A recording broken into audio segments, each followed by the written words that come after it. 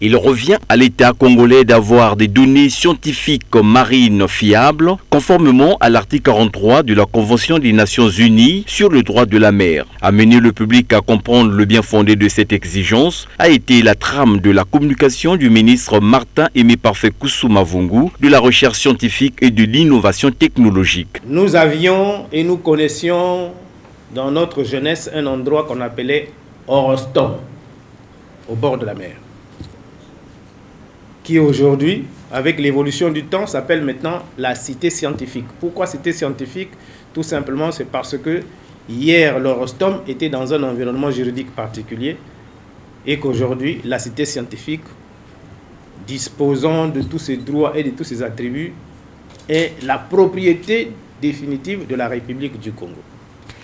Beaucoup d'éléments peuvent être dits et on peut se demander: est-ce qu'on peut réaliser un management des ressources halieutiques marines et continentales sans la recherche sur les stocks halieutiques et sur les flottilles?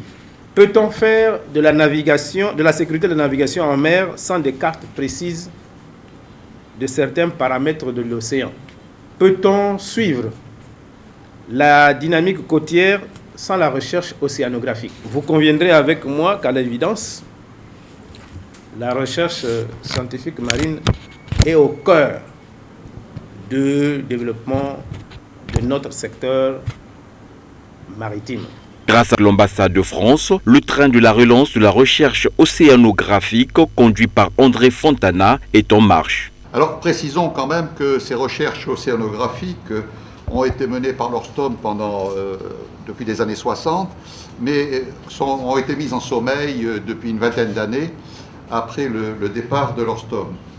Relancer une telle dynamique de recherche océanographique n'est pas quelque chose d'aisé, d'évident a priori, mais avec votre appui, Monsieur le Ministre, et avec l'appui du DG de l'IRSEN et de ses chercheurs, j'ai bon espoir que très prochainement, cette structure de recherche congolaise pourra commencer à émettre des recommandations scientifiques qui pourront servir les politiques du pays.